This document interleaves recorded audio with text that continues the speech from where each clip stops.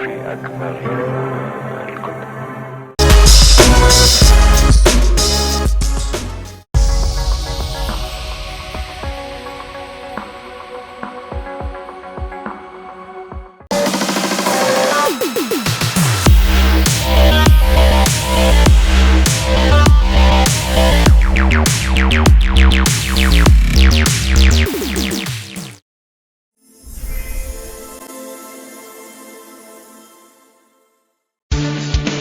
Congratulations, you have found the Lambcast, the official podcast of the large association of movie blogs, also known as the Lamb.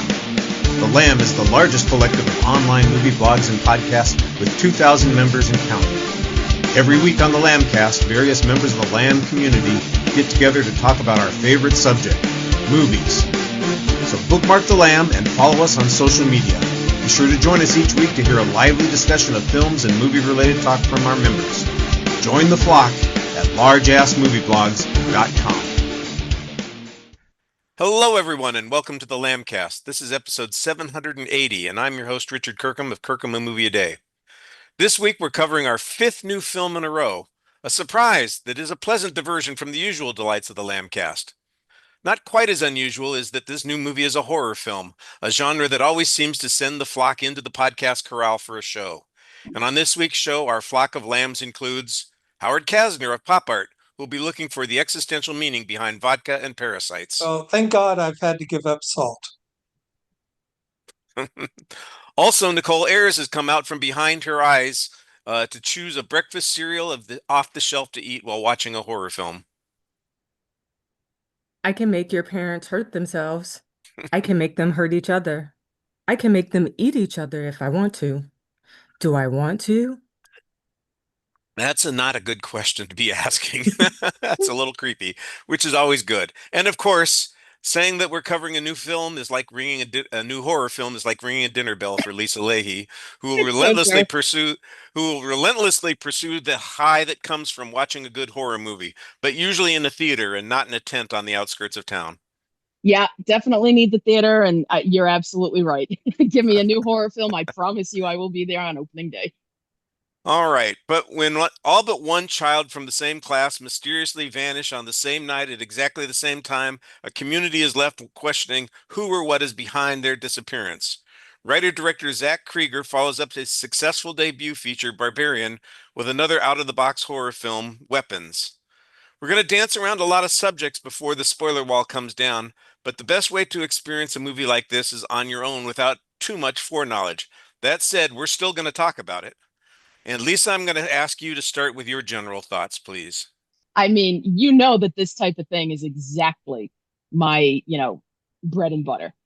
Any kind of film that you are better off knowing as little as possible is absolutely the kind of thing that I live for. I'm actually very satisfied with the trailer for this too, because it does not give away much of anything at all. Personally, having seen the trailer for the first time after the film, there are a couple of things I'd rather not see in the trailer, but just the experience of going into a story, especially a story like this one, and really not knowing or having any kind of hint as to where it's going to go is such a rare treat, regardless of what kind of film you're going to see or which film you're going to see. And as somebody who cannot say enough about Barbarian, I am absolutely an official Zach Cregger fan at this point, because the man has now surprised me with two films. I love his style. I love his points of view. I love the humor that goes in with some significant cringe moments. I am absolutely on board for this film. It's the second summer in a row that I've been very pleased.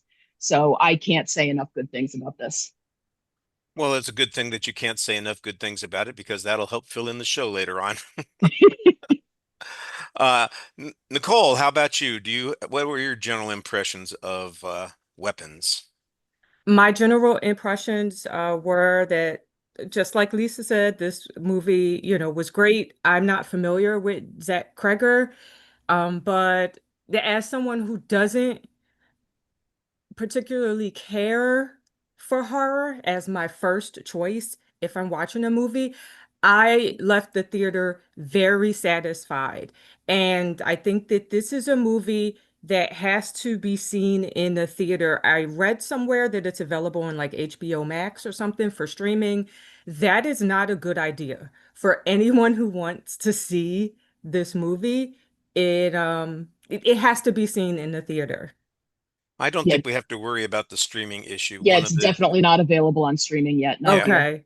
So one of the things that kudos. was, yeah, one of the things that was a condition of apparently of the deal was that it was going to get a theatrical release, and that turned into a deal breaker for Netflix, who wouldn't necessarily have followed through with that, which is how New Line ended up with the movie.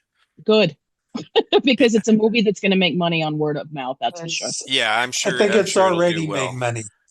I think it's like $4 or $5 million in the profit, but I could be wrong. Of course. But I mean, like with a horror film, all of us are going to come out on the opening weekend. So you can't judge a horror film's success by its opening weekend, at least not for me.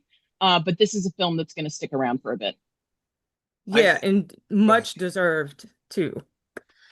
well, It's not Howard appropriate for kids, though. stars a bunch of kids, but not appropriate for kids. I could see that.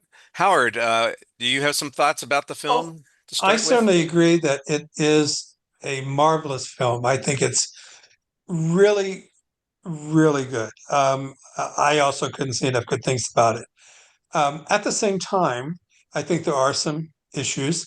Um, I think it's a very and far superior version of the story of It, though it has one of the same major plot problems that it has. I think it has the same subject matter and does much of the same thing, but is much, much better. It has this incredible structure.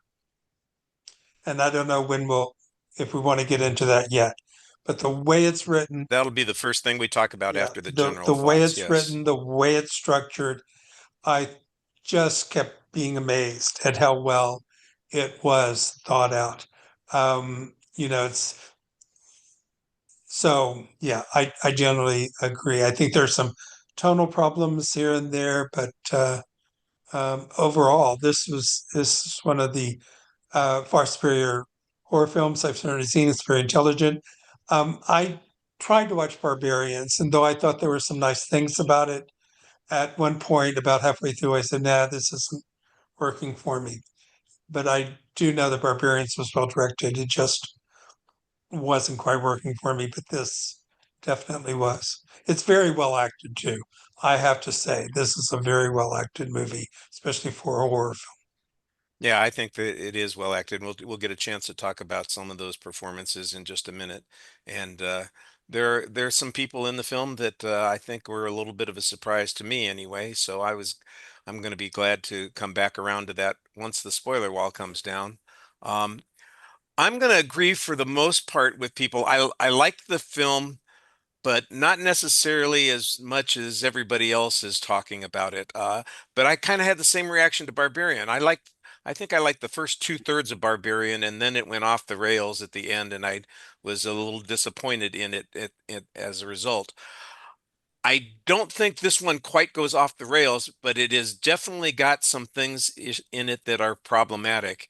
And when we talk about the issues that we have with the movie, I'll be happy to lead that part of the discussion since it sounds like nobody else can think of anything negative to say about it. Well, Howard's got a couple Yes, of I have things, some things. but I have one or yeah, two. There are okay, some scenes that I think, well, two, that I think were kind of unrealistic, like they're not believable per se. Like one just kind of gets long in the tooth, and then the other one, I'm like, yeah, this probably would go in a different direction in real life, but I'll take it. Like I'll accept it yeah. because everything else works. So let's go with it. Let's go.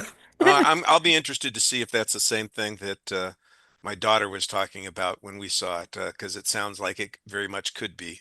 The I think the biggest strength of this movie is the story structure, which we're going to talk about in just a second.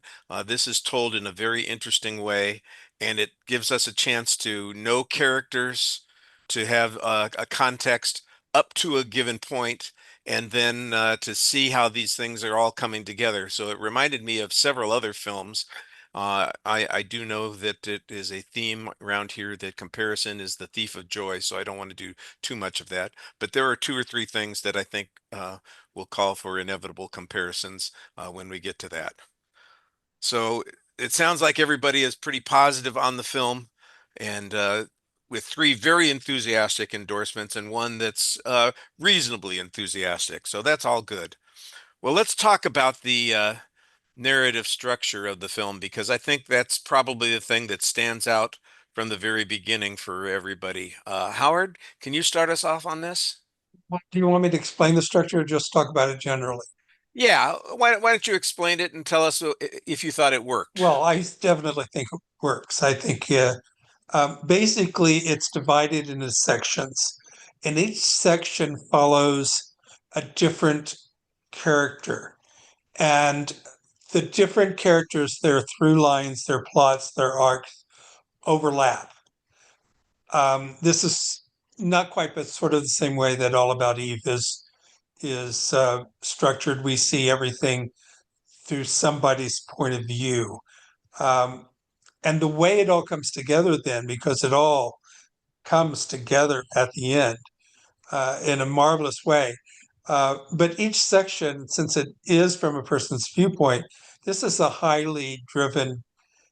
story highly driven by characters. In fact, the characters are at times more interesting, not in a bad way, than the plot. We're more involved with how these characters are reacting to this existential crisis of something that happened that makes no sense, that no one can explain, and you have to find a way to find meaning in it and do something about it. Doesn't really, it sort of ends existentially, but sort of doesn't. It's a combination of the two, since we don't ultimately find out or have certain questions answered. But I think the way the plot is interwoven by following a different character for each one uh, just is one of the strongest points of this story. Lisa, would you agree? Oh, absolutely. I mean, there's something to a slow burn film of any kind, let alone horror, and one that's written so well that you can watch the craft of it as it unfolds in front of you. And that's exactly what's going on here. So, you start off with um, Janine Justine. What, for some reason my brain Justine, just yeah. flipped. Justine. That was weird for some reason. Like you start off with her point of view as the teacher whose class has basically disappeared. And of course, in a town where an entire elementary class has disappeared, the parents are going to be angry and demanding answers. And so her role as a starting point is logical and just, this is an investigation to begin with. And what's cool about it is that we get her perspective, we see what she's going through, and then as you gradually shift to other points of view, your instinct is, oh, now I got to watch all of this story again, but it's a different person's point of view. When done poorly, you see the same event but from the right instead of from the left. This is done where they skip over the monotonous repetition and they go specifically to filling in the gaps of what the previous character didn't know and what the audience didn't know. And instead of giving us a generic classical narrative where we are with one character for a while and then another character, and essentially we're aligned with one or two main protagonists, here everything is so well laid out to gradually give you only what you need in that moment to understand what happened previously.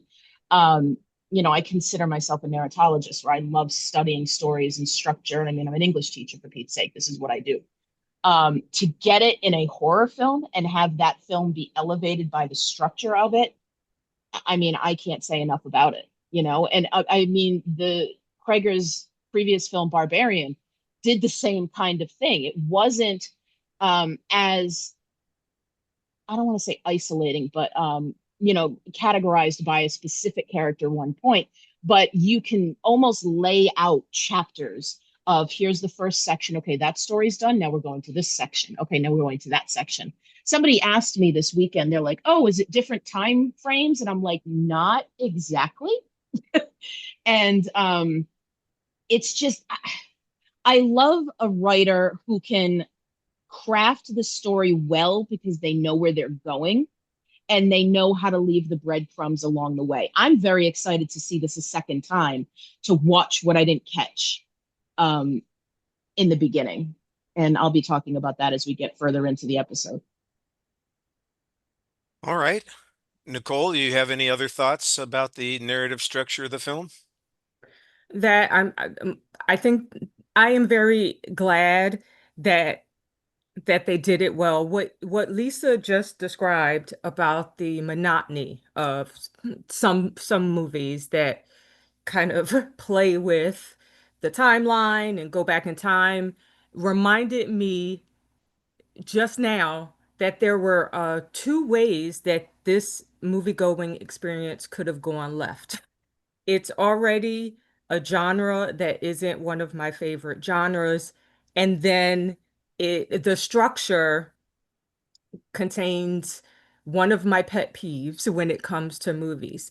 And I don't know if it's me or if it's on the movie, not Weapons, but just movies in general, but I hate going back in time at any point, like whether that involves the entire movie plot or just like one or two scenes. Anytime I'm watching a movie or even a television show and they go back in time, I'm pissed off. I don't like flashbacks. And um so that could have gone left really quickly. But um Lisa said it best, like they only give you what you need, and you need to, in each of the sections that Howard described with the different characters, you need the next section to make sense of the one that you just watched. And so everything was essential, and I think they did that really well, and I'm grateful to that because any other way, I could have walked out of the theater pissed off. I really hate flash. I really hate messing with the timeline of a story or narratives. So So Tarantino films are not your favorite because that's all he does. And oh my gosh, Christopher Nolan must piss you off immensely. it has to be done well. Just like here, like if it's not done well, I can't think of examples right now. I'll have to ask some folks Okay. that I know because they've been with me sometimes where something will happen and I go, you know what? I'm done with this. But Tarantino, I like. Christopher Nolan, I liked Inception. I liked a lot of, a lot Like of their I would movies. think But Dunkirk would drive you crazy. I haven't seen that. So that's possible. I Well, now Okay. wanted to she's see it. definitely not going to watch it. I'm curious now. It's What? it's got a it uses a similar kind of structure. I don't want to say that it's exactly the same, but we are seeing different characters operating in different timelines on the same events. And so it's a little bit well, it's a little similar to what we're seeing in this movie. I thought the structure in this film was very interesting. It largely because there aren't a lot of things that happen. This is not an action film. There's not a lot of jump scares. This is not one of those ones that's building suspense over time. The suspense comes at the beginning because we've had this event that's happened, and now everybody is just kind of lingering over it.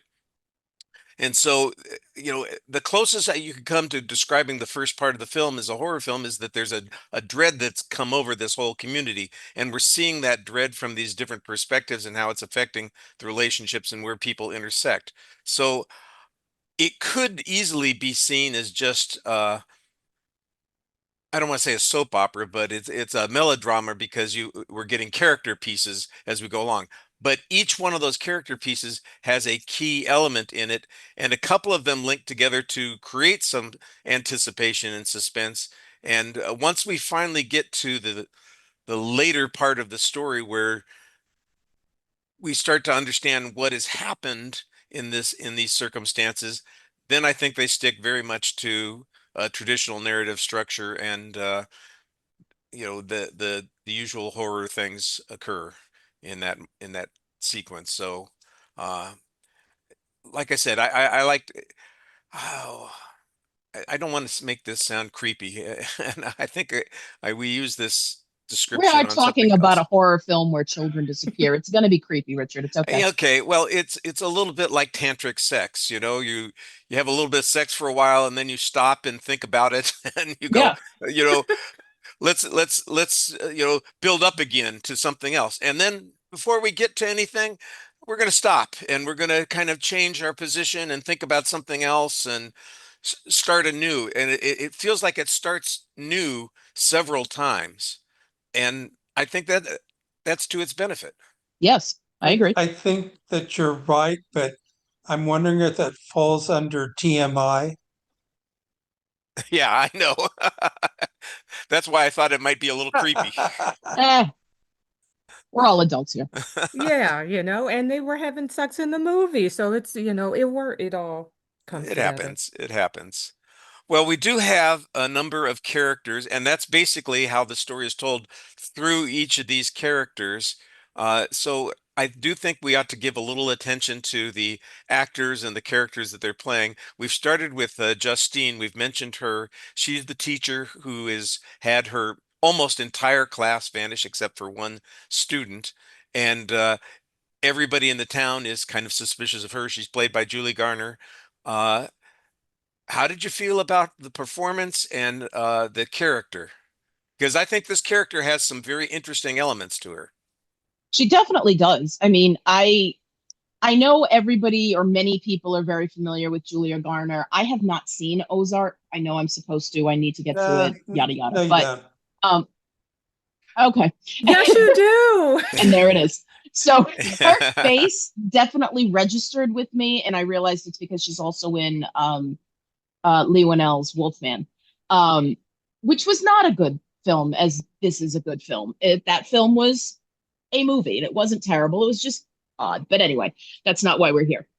I think she did a pretty cool job with this character. So she develops as the story develops, where she seems an innocent teacher. She's a third grade teacher. She comes into school, she's ready to teach, and there's only one student sitting there. I mean, even the way it's revealed to us that there's only one student sitting there is masterful. I mean, it's just a simple camera move where you've got her blocking your view, but then, she stops, the camera keeps going, and oh, there's one kid sitting in the back. I mean, it makes you go, wait a minute, rewind that. I didn't notice that there was somebody in the back or that the room wasn't empty. We all go into this film expecting an empty classroom. But as it goes on, you find out that she is, the center of the town's attention. She gets attacked at a town meeting, not physically exactly, but everybody is angry. And as the adult in the room who is trusted to take care of the children for the day, she is the one they come after. And I do appreciate that her principal, Marcus, is there and does stand up for her and does, kind of usher her out of the room when things start getting out of hand. The first place she drives when she leaves is to the liquor store. I was looking at her going to the vodka, and while she chooses one bottle of vodka and then takes a second bottle of vodka, I was sitting there saying, no, honey, the bottle to the left is much bigger. You want that one. Because I was sympathizing with her. I have not lost any classes full of students, but this is what is going to happen, like, especially, I can't even imagine, Nicole, you work with elementary students. There's no way. I work with high school kids. Her personality and her professionalism is very interesting to me, because you find out gradually that she is not this perfect angel bubble teacher. She does have some problems. She's a But functioning alcoholic, basically. she is a functioning alcoholic, but she was dismissed from a previous job for unprofessionalism. But it was clarified immediately that it was a inappropriate relationship with another adult, not with kids. So, you know, like teachers are held to a different standard. And no matter what you do, you run the risk of being looked at sideways. And while she's a functioning alcoholic, I mean, in this case, I almost feel like the alcohol is needed.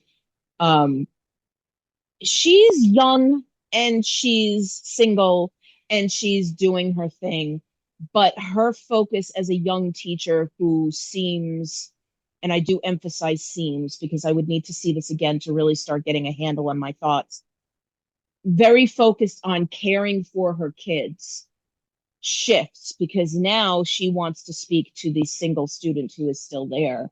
Um, and his trauma comes into play quite a bit. I'm slowing down because I'm being careful of what I say here. Right.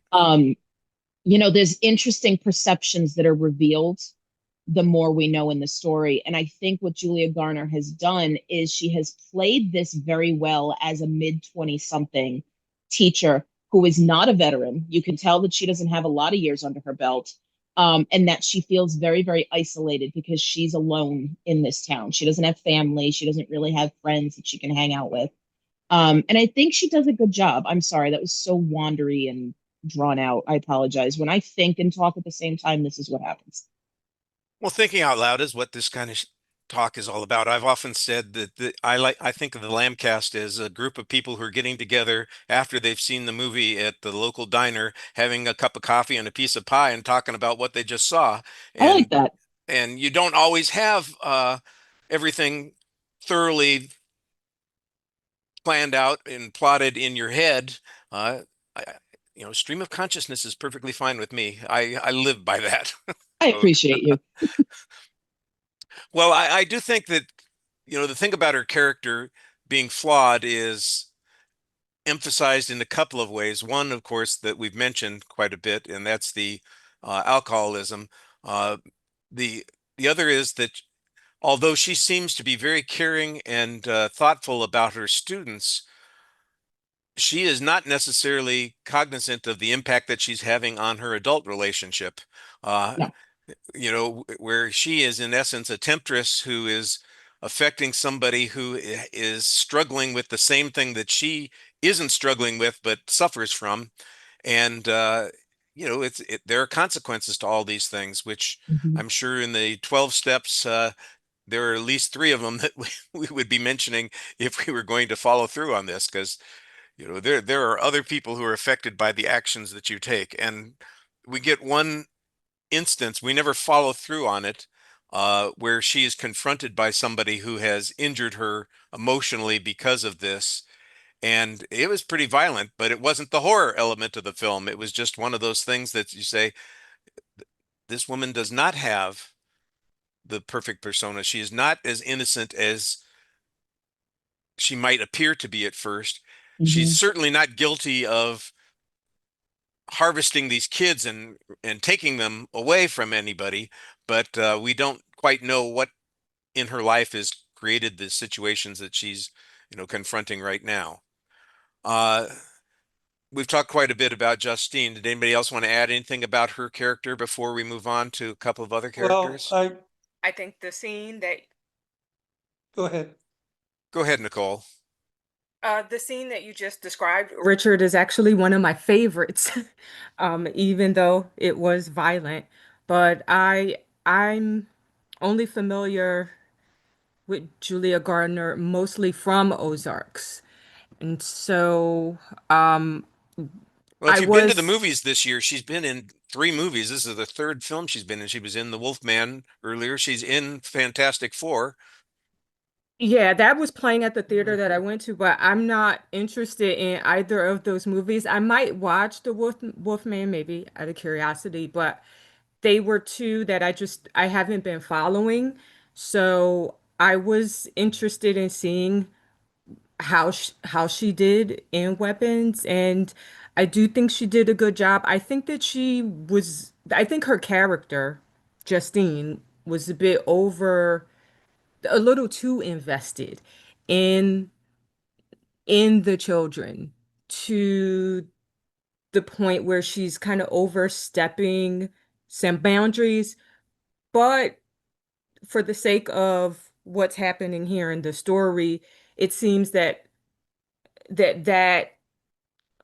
actually ends up helping things later on, but it's a dangerous line to toe. Like you can't. Well, we're gonna talk about Marcus in a couple of minutes, and to me, Marcus is the most intelligent person in the film.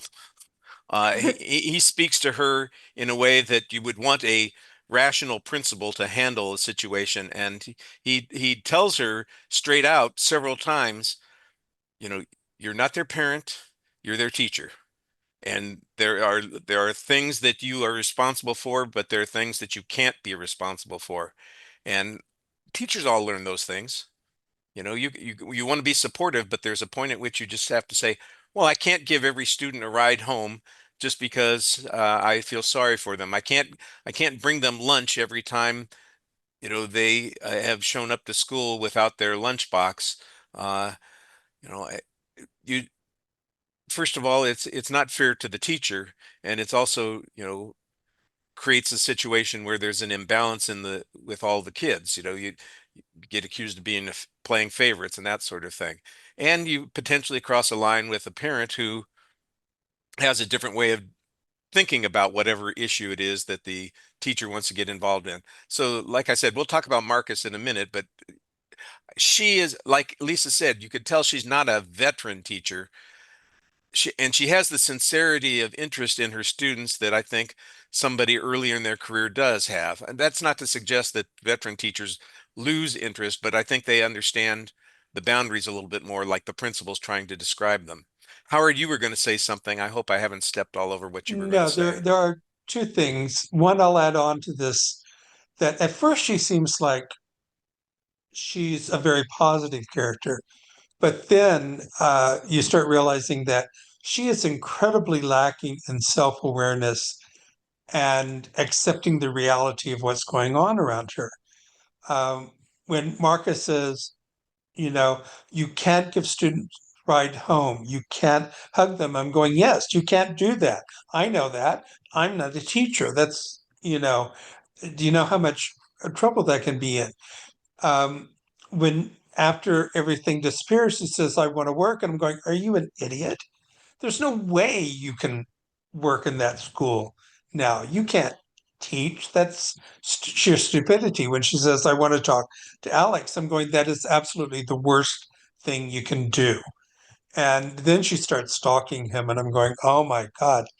The other thing about her drinking is that the director has these marvelous tracking shots, very long shots. And when she goes to the Oh liquor yeah, when she's walking through the liquor and store. when she goes Yeah. to the liquor store and starts walking fast and deliberately before she even gets to the vodka, I said, she has a drinking problem because she obviously has been in this liquor store over and over and over again. And she knows exactly where the liquor is that she wants to buy. So I'm going, oh, she's got problems. Well, let's move on from Julie Garner and Justine and talk about, her what essentially is her co-star and also one of the producers of the film, Josh Brolin as Archer, who is the father of one of the missing children in the story. And I I honestly, in that opening sequence when they're in the school and or at the meeting, I guess it's at City Hall, and all the parents are there, I didn't know that his voice was the one that was so antagonistic. Hmm. I didn't see him in the crowd. When he showed up as, this character later on, I'm going, oh, okay. And then it gets revealed that he is in fact probably the antagonistic voice that's coming out of the crowd there. I'm starting to put all these things together. Like we were talking about, the narrative structure starts weaving itself together a little bit here. Uh, Lisa, how did you feel about Josh Brolin in this particular part? I didn't even know he was in the movie until he showed up. That's how clueless I am going into things. Um, I'm with you. I didn't know either. that was great. I love when that happens. That's the best thing about Rings. I had no idea that D'Onofrio was even in it. Um, I thought he did a very good job. I thought he was really interesting as a character. Um, I do see how they're setting him up. Like, you recognize that man.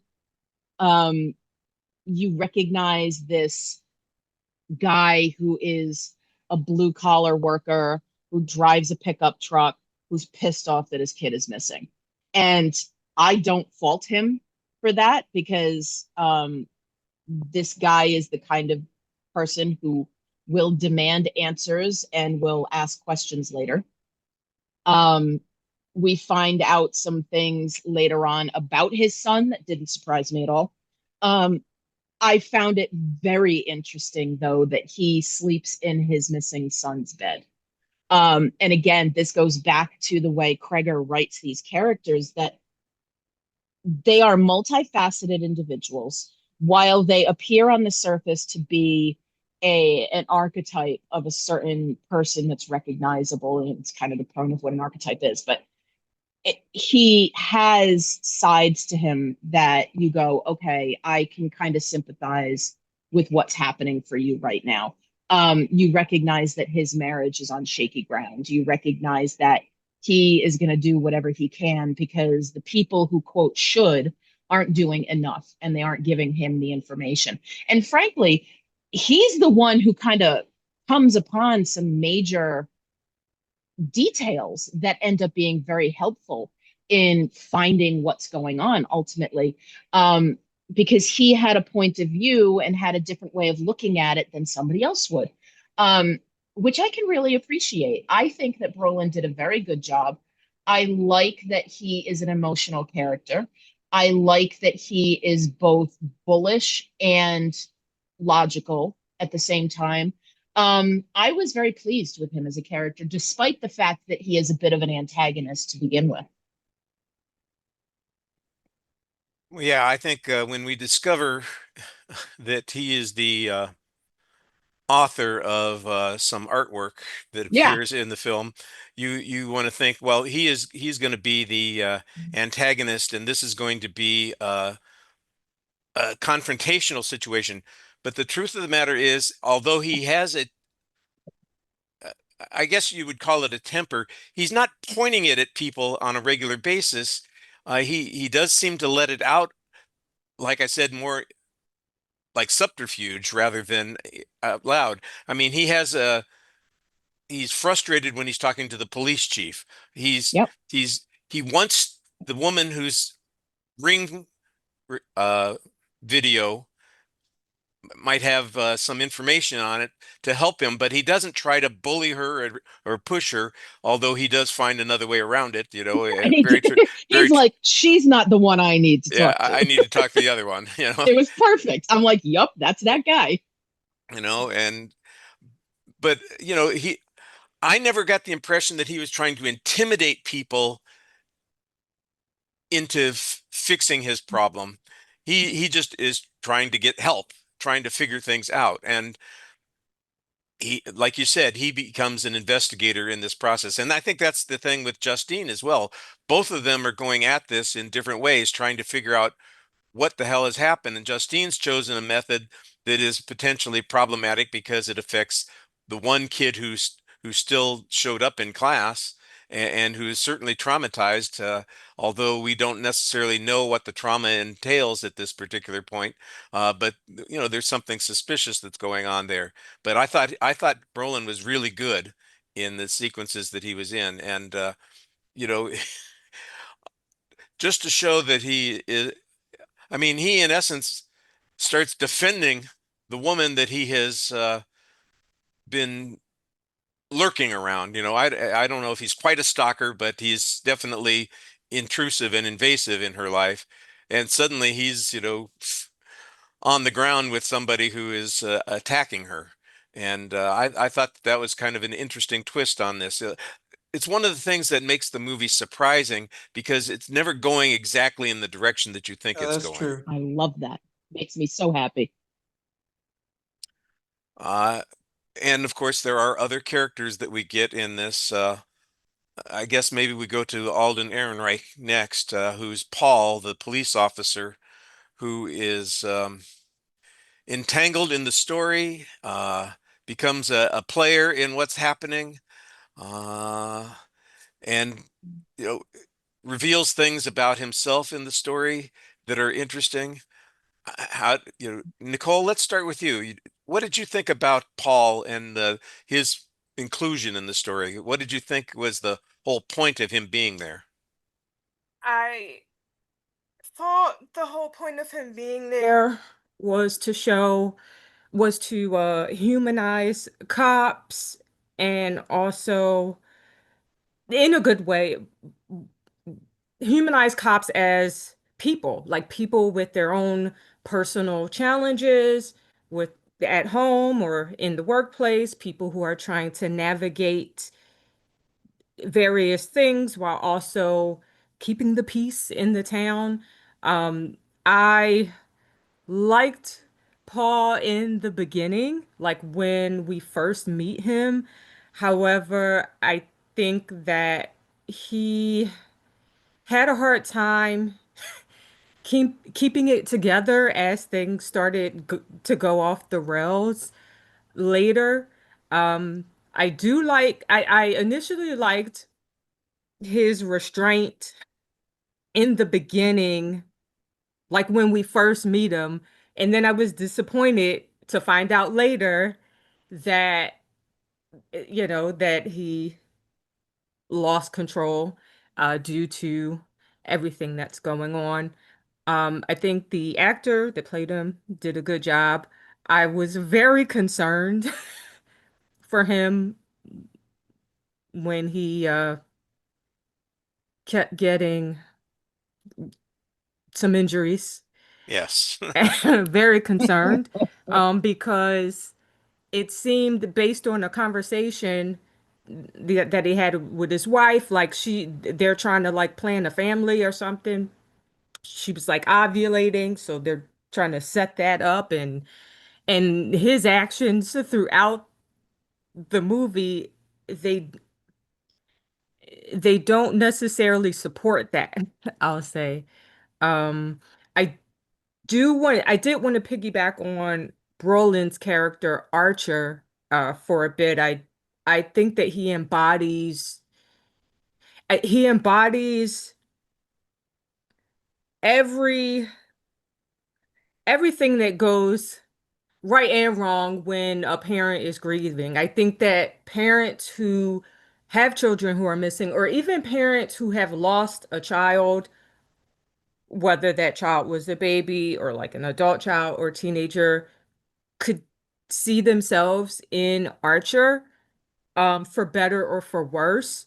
We see him, we see his grief affecting his work, like the job that he's supposed to do, and he doesn't see it, but these things are happening, and he's on the job site, and it's like, oh no, but we placed this order and it's wrong. And I think that there are times where adults who have gone through something tragic, or adults who have like missing children or the fear of the unknown, there's something that happened and they can't explain it, it consumes them to the point where they are now affecting other people.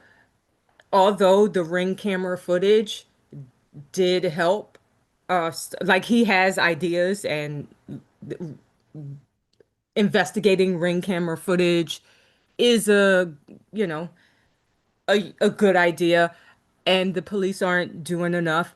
I feel like in in the scene where he's trying to reach out to like other family members, it's I saw that as someone he's in pain, but he's not taking other people's pain into consideration. Like we all deal with tragic things in different ways, and I felt like some of his actions were very intrusive, not intentionally though, but the result of how someone being consumed with like their own missing son can then kind of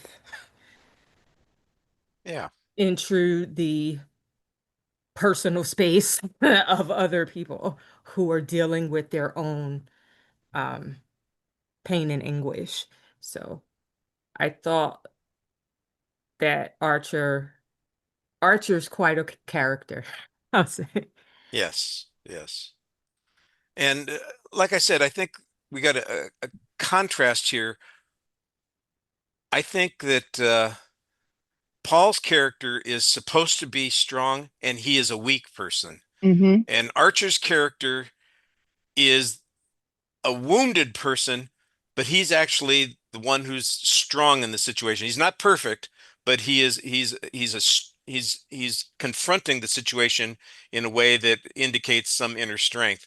Whereas Paul, his weaknesses just come out as a result of the things that are going on. He gives in to temptation. He backslides on promises that he's made. But he wants to do the right thing. And when you were talking about him as maybe an example of how, cops aren't all bastards, despite what some people want to put on their bumper sticker. Uh, you know, when we talk about James as a character, I think we'll get a little bit more into that kind of thing because Paul basically treated people correctly, but he doesn't respond well to them when they don't respond to him. Right. Yes. So that's kind of the way I would go with this, uh, which makes it interesting at the end of the film when we get to the kind of the resolution of what's going on to see how he fit into that. And we could look when we discover what's going on, it's not something that would have changed regardless of what kind of person Paul was. But it's, we know how everybody in that situation reacts because of what the motivation is in those sequences, and it's not necessarily the way they would have reacted in normal times or circumstances. I didn't say that clearly at all. I'm sorry. That doesn't make as much sense as I thought it was going to make. We got two other characters that I think we do want to spend a little bit of time on. One is James and the other is Marcus. And we've talked about Marcus a little bit already, so let's finish up with Marcus. I do want to start off with one comment here. The most horrifying thing in the movie to me was the way Marcus's partner puts mustard on hot dogs. What? Wait, the fact that he puts mustard on hot dogs No, or the not the way he fact, puts it? the way he puts mustard on. He's got 6 hot dogs lined up on the plate, and he puts mustard on all of them at once. Now I have to see the movie again. I didn't catch that. Oh, it What? drove me crazy. I'm watching it Why? going, what the hell are you doing? I don't understand. I, I don't I, understand what you mean. I know the Like, is it scene. because it's going to get it, it's soggy or it's like all what? one stream of mustard that he puts on all 6 hot dogs. He basically runs a zigzag across 6 hot dogs simultaneously. Not one hot Ah. dog at a time, not one line on a hot dog at a time, but 6 hot dogs that are lying there, and it's He's just like, using his time well. yeah, Yes, it's efficient. yeah, it's disgusting. Well, they're not for you. Yeah, but I'm watching it, and it's creeping me out. I mean, he knows they clearly have a setup. Like when he goes and he sits and they've got their little table in between them Yeah, and they're ready to watch their TV. I loved that. I thought that was no, a riot. I like that. By the way, that circumstance is Of perfectly course. normal. I recognize myself in that situation all the time. You know, one person's bringing the food out, the other one's getting everything ready for the TV. We're all going to I sit and loved we're it. going to sit here and snack on something or have our lunch on a weekend while we're watching whatever it is that we're watching in that situation. I just, if my daughter was in the kitchen putting mustard on the hot dogs like that, I'd yell at her. Fortunately, I don't have to worry about it because I'm the one who'd be putting the mustard on the hot See, dogs, there you go. and I know not to put mustard on her hot dogs. She wants ketchup, which also See, that's what horrifies I me. mean. Yeah, That well, would that that's a whole other thing. that does horrify me. You I, need a I don't put mix. the ketchup on her hot dogs. I make her do that herself. I love it. Sorry, it was just a side note. But So we're talking about Marcus? yes, yes. I've already said I thought Marcus was the most logical adult in the room, in the whole movie. But I want to give other people a chance to comment on this. I mean, I Howard, thought he was wonderful because he's got, I'm sorry, I didn't mean to jump in on that's Howard okay. now. That's okay. I'll be quick, Howard, I promise. This idea that he is very aware of his job and that he is there to support multiple um, contingencies. Like he's there to protect the students, he's there to work with the parents, he's there to support his teachers. So he is not a brick wall to any of them. And I really respect that. I like very much that when he speaks with Justine, that he's like, no, this is what needs to happen. This is what's going to work. And she's like, well, I need to work. And he's like, I get that, but that's not going to happen. Like he's listening, he's understanding, but he's firm. And I was chuckling to myself because, he's in the grocery store and he's on the phone with her when she's like, I need to go talk to Alex. And he's like, no, no, you really don't. You don't. And meanwhile, he's like picking out which Fruity Pebbles box to get. Right. Personally, I was like, get both.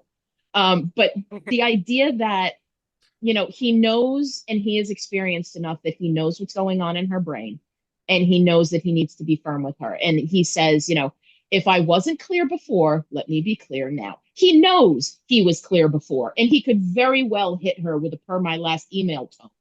But he doesn't. He knows that she is in a traumatic place as well, as they all are. And he is very focused on making sure that everyone involved is protected. And I respect that quite a bit. All right. Howard, I was going to give you a chance to comment on Marcus before we get to the last big character. And I wouldn't say the last big character, but the last one we're going to do in this routine. Well, no, I do like the character very much. This, though, was the scenes that I had the most issue with. Because we get to his home and I instantly know that he's gay, but his husband is a bit too stereotyped for me. Too cute, too a bit over the top. There's nothing subtle there. He also has terrible taste in clothing.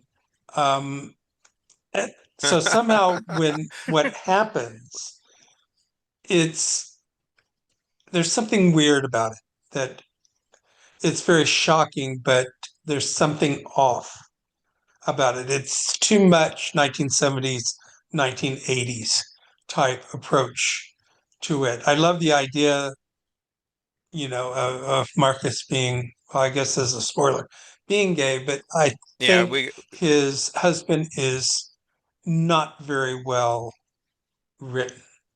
And what happens there okay. is a bit too trite for me. Yeah, well, you're right. We are on the brink of because this is getting us closer to what did you call it? The twist or a spoiler issue in the film. We'll kind of keep our powder dry for the moment, and we'll come back to that issue. But I agree that Marcus he's a very good principal. I mean, he's right to the point and he knows what's what. And he's, I certainly agree with Yeah, that. Lisa is a teacher, and I know Nicole has contact. She works in education as well. You guys know how important a good principal can be.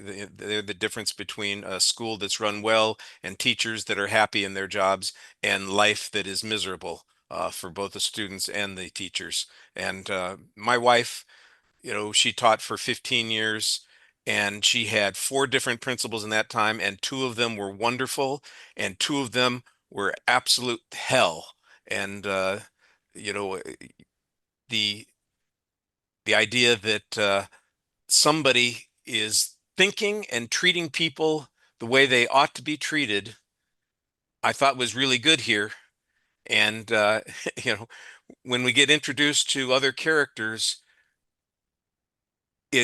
yeah, there are a couple of issues here.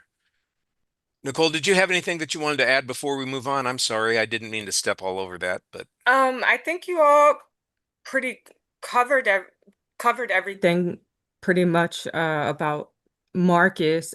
He's a great principal, and I like Marcus as a character as well.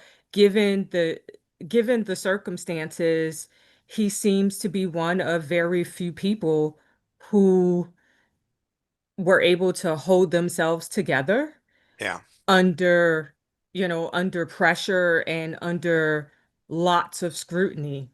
Yeah, there is a lot of scrutiny there, and like we said, or he's the one who's trying to treat it appropriately. I don't know how you handle a situation like that. That's a Seriously. it is really a crisis for the whole community, the school especially. The teachers have to be overwhelmed, and the principal, he just he's doing the best he can, doing the job, and he's doing a good job up to that point. Now we've got one other character that we're going to talk about before we drop the spoiler wall, and that's James, who is the local, for lack of a better word, drug addict. I mean, it's just James is a character that is problematic in a lot of ways because he's just got problems. And we see all those problems and we see how those problems kind of intersect and affect people. Uh, Despite all of that, there are some things about James that are kind of interesting. You feel a little bit for him. I know that people struggle with addiction and with their need for self-medication. Uh, and he can put on a good front, which he does in a couple of situations, which is kind of odd because he encounters Justine at one point, and we know he's full of crap, but he Yep. still talks like he plays he plays the part that Yeah. he's trying to play pretty You well get more there. flies with honey than you do vinegar. Right, You're more likely to dupe somebody if you're polite and using the family angle and all of that other thing. right. I look at this and I see Zach Cregger as a Kevin Smith fan, and this is the, 2025, Jay. We're just missing Silent Bob. Okay, I can He see even that. looks like Jason Yeah, with the Mewes. long hair and everything. Yeah. This is the non-comedic Jay without his Silent Bob. Nicole, have you got thoughts about James as a character and how he plays into the story? Yes, I'm he's not my favorite character. I think he sucks. But I do like the act. I do think that the actor who played James did a great job. And the people in the movie theater that I went to, um, based on their reaction to the scene where he's pulling on car doors, that was quite a hilarious scene. There are a lot of people laughing. Um, during the conversation that he had with one of his family members as he's engaging in some illegal activity. Yeah. He's portraying So, himself as a new job seeker, who needs a little bit of a hand while he's actually in the process of robbing people. so that was a He's a weasel. it's an Yeah. interesting, it's He's got to very, get money the way he can. yeah, Yeah. very well done. And yeah, so I think the character was played very well. But I don't like drug addicts or Burglars. Yeah, no. burglars, sorry. So I'm just it could just be me because I'm in a big city. We have a like there's an area called like Kensington in Philadelphia. And it's been in the news, like national over the like that area is so bad for the residents there. And the mayors haven't done anything about it. And I went to a meeting at a school just a few months back in May or June, like a few months ago. And it's gotten so bad where it's starting to spread to like an adjacent like neighborhood. So I got off of a bus to walk down the street to go to a school in an area that I haven't been in since like prior to the COVID stuff. So like 2018, maybe. And this area looks nothing like it used to be. I was like, where am I? There are like people laying on the ground. They're like Yeah. out of it, somebody yelling, and like it's drugs. And so it's like I don't like ew. And people have the normal people have to live around this. Oh no. No. No, no, no. So I could be projecting too much onto the character of James, but I'm not a fan. I'm like, no, Paul, sir, like just throw him in a cell and like get him off of the street. Well, you could Thank certainly you. we were talking about Paul earlier. I think you could certainly understand his reaction because he treats James with a great deal of respect. After having had to chase him down and tackle him, he still is trying to talk to him in a rational way until he He gets gave him a lied to. chance. He gets lied Yeah. to, and he gets, well, it's not really a spoiler to say he gets stuck by something right after he asked if there's anything in his pockets that's going to stick him. It's Yes. like, and he pops the guy, and you understand that's a human reaction to the situation, but it's Paul's weakness in this situation to react humanly. He needs to be professional all the time, and he can't be in that circumstance. Well, And actually, I like the fact that he, go I ahead. found that actually one of the more problematic aspects of it. I didn't find his reaction to be believable. They're leaving out something in his psychology about why he freaks out. This is 2025. This isn't the 1970s. This isn't the 1980s. I don't think a policeman would react this way, or if they did, they would go immediately to the hospital. If they're really that concerned, if they're really freaked out by that, uh, they go to and he never does. So I'm going, wait. Well, he does immediately try to apply some first aid to himself. He does start questioning James, who's an idiot, who's an absolute idiot the whole movie. And I just didn't, do you have I didn't AIDS? Do you buy have it. herpes? Do you have any of that I kind of didn't buy it, stuff? and I didn't Well, buy the fact that he didn't immediately, if he's that freaked out by it, the first thing you do is you go to an AIDS clinic and say, I need an AIDS test or something, if you're that freaked out. I just don't think this is 2025. I don't think policemen yeah, would react I that don't. way I'm anymore. I'm going to disagree with you. If I was a cop and I got stuck by something, I would be royally pissed after I had just asked the person, "Is there anything that's going to stick me when I put my hand in your pocket?" Well, And the guy lied to him by his face. That's the way you react. You get yeah, pissed. but then, Yeah, I think that was just that was a knee-jerk reaction. Yeah, well, I'm going, exactly. get him off the force. That's what's wrong with police these Well, days. He is ends up being a and terrible policeman. I mean, he's really bad at being a Oh, policeman. it's terrible. Yeah. It's definitely a But problem. And I the mean, psychology as to like what the he only thing is what's missing. He has some sort of fear. it's not missing at all. It's yeah, but that he's also a recovering alcoholic, like so he is showing that he's got um impulse issues when it comes to anger. So I mean, I see that as definitely, you know, evident in what's coming up here. all right. Well, everybody who's been listening to the show so far, let me explain something to you. This is a horror movie, and we will be getting to that. But we have spent a lot of time talking about the psychological characteristics of a number of characters here and their competence in their jobs. But there's a reason that we've been doing that. And we've been avoiding talking about something to this point that's going to perhaps reveal too many things for you to enjoy the movie quite as well. So the spoiler wall is coming down here, folks.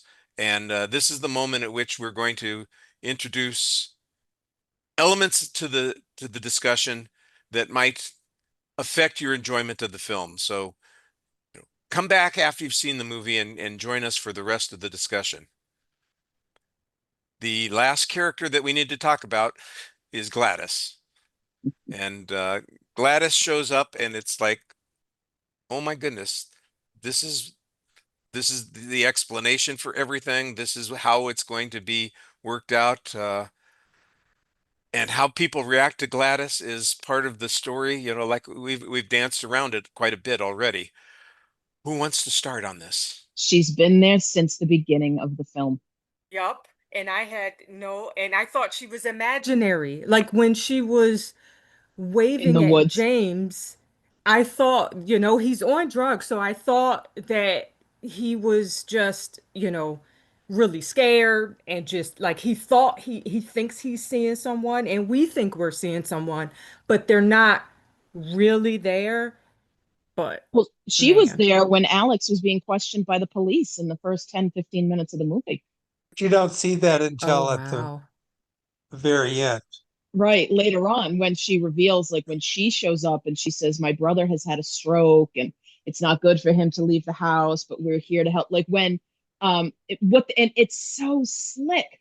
They focus you on the Coca-Cola can that they're bringing to Alex, so you don't look at everybody else in Oh the space. yeah. And you look when they bring a bottle of water to Justine. She's the one sitting there, and you just go, okay, those are her parents. So by focusing you in on this bright red can that they then put in front of him, and then you're looking at the kid, you don't look at the crazy looking woman right there in front of you. It's like I saw this scene later on and I went, you son of a bitch, you got me good.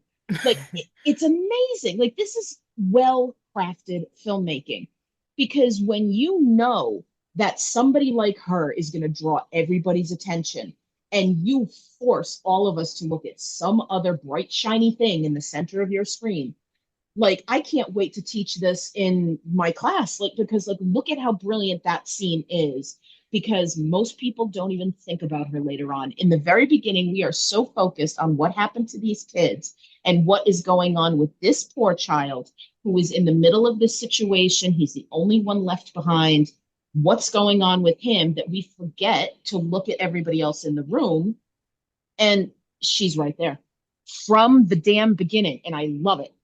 Go ahead, Howard. Well, yeah, I'm watching this character when she finally shows up, and I'm going, who is that? I know who that is, but I can't figure out who it is until the credits come up, and I say, oh, that's the actress playing it. And if you want to have, I thought Amy I was having a Madigan. Mandela effect because I went to Wikipedia and it lists Amy Madigan as getting an Oscar nomination for this movie, something like Once in a Lifetime or something. Going, no, she got nominated for Gone Baby Gone. So Wikipedia is wrong. If you read in Wikipedia, they got it wrong. I thought it was a Mandela effect for a minute. I think she's wonderful. There's that one scene where she's losing it. She's coming, and where she's telling Alex that she's basically dying, where you almost feel sorry for her, but you can't in the end. Um, I think one thing that Lisa said is this is such a well crafted movie that you don't think about some of the plot issues. And it's after I left, I said, wait a minute, what is the backstory here? They have an aunt, and didn't they know that she was this weird?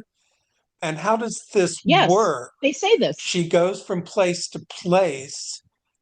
Why did she wait so long to come to her nieces?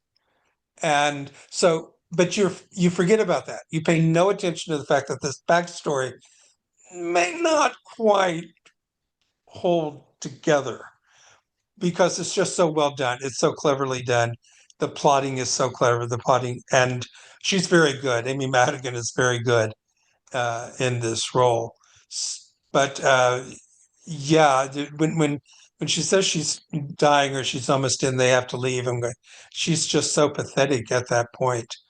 But no, she didn't quite get my sympathy. She didn't get mine either, but for the backstory, I thought that their mother was taking care of her No, and she the says mother that died. no, And she says that she would have. When oh, they bring okay. her in, she says to the husband, she's like, this is what my mother would have done, so this is what I'm going to do. This is what you do for family. Because they have another aunt. Okay. She's not the only aunt that they have.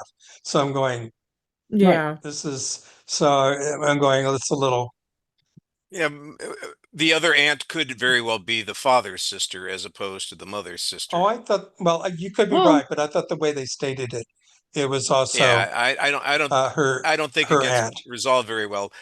This was the I don't big, think it has to be. Like, that's not the story that we're learning here. yeah, well, Like, this, this would have gone on far longer if we're getting all of that backstory and whatever. And as far as I'm concerned, good things come in threes. I say that the mother and the two sisters were both witches.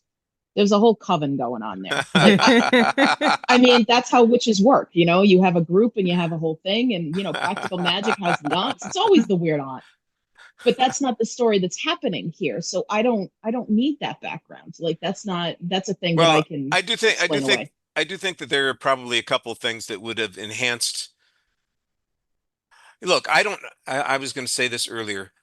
I don't need to have everything spelled out for me. I understand the idea of ambiguity being part of a storyteller's process, but I do think things need to be comprehensible sometimes. I do think we have to see that something makes a little bit of sense.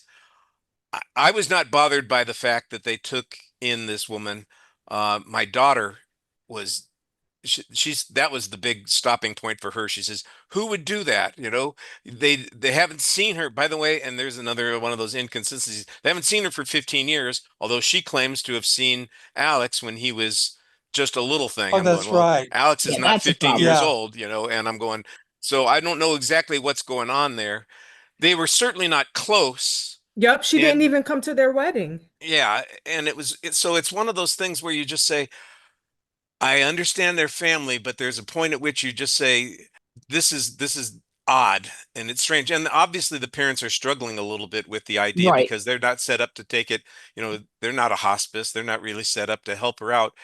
And I think that ultimately what tips the balance is that they are good-hearted people who see this as a family obligation that's probably heavier than they should be handling, but that they're going to be done with it in a short period of time because it's really end of life experience here. Or it's just But Right. temporary. I mean, it may not, it's certainly not, it's not something people are going to jump into, but I definitely do think there are people who would find themselves in this rock and a hard place situation yeah, and would rely on, well, I guess it's family, let's give it a try. Is it something, and most of us are like, hell no, I'm not doing that, but that's not everybody. Well, right. I got the impression is they weren't expecting her to stay that long, that they were only going to give her a Yes. temporary thing. I think when it comes to whether we need it or not, this is one of those things in movies where if it was a bad movie, it would ruin the movie for me. It's such a good movie that in the end, I can go with this thing that doesn't really quite make sense if you think about it. Maybe because I didn't think about it during the movie. It's only afterward I went, let's think about that. But during the movie, you don't think about it. It never entered my head uh, that this was odd, except that she was a very odd person whose makeup got or who looked better and makeup got different as she got absorbed more energy from people, you know. Um, but Amy Magus, she's really good. I can say that. No, I thought she was really good. And those of you who are listening and haven't figured it out yet, basically this character Gladys is a witch. Hmm. And she is, it's never explained exactly what's happening, I guess. And this is, one of those things where everything doesn't have to have exposition to it. I understand we can make some inferences, and I assume that the inference that we're supposed to make here is somehow she sucks up the life force of the people that she comes in contact with, and that's what's sustaining her. And Alex's parents are not enough to sustain her, and so she's looking for some other way to sustain herself. I don't know if she's like an energy vampire or just but she's got a corral full of cattle that she's keeping in the basement, apparently. And she doesn't have to slaughter them. She just has to be around them, I guess, in order to recover, thrive, sustain herself. That appears to be the plot motivation for the disappearance of the kids. But it can only Have, last so long. have I said that? Yeah, it's just a little odd. The other Well, thing I that, mean, this is what Roald Dahl did in The Witches. Like, witches consume children for their life. Like, that's how they keep going. Like, this isn't a new idea. Just the way she takes their lives or takes their life force is a little different here. yeah, I don't know, like I said, and it doesn't have to be spelled out. I kind of get the idea there. I do think it would have been, it could have been clearer, but I'm not offended that it wasn't clearer.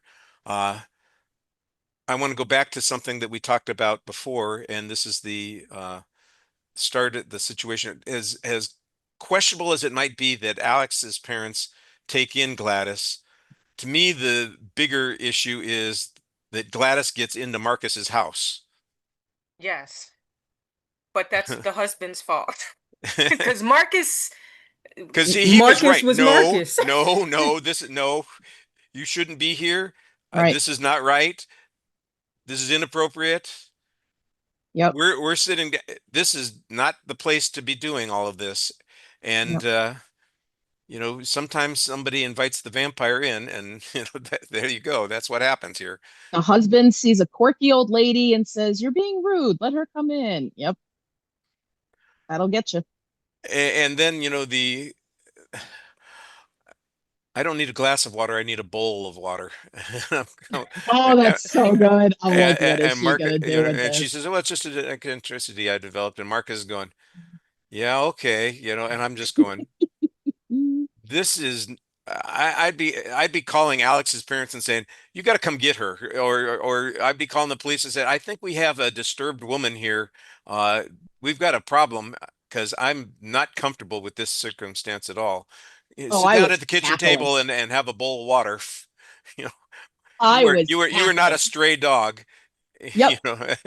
And this is what was great because, like, this is what we do to be polite.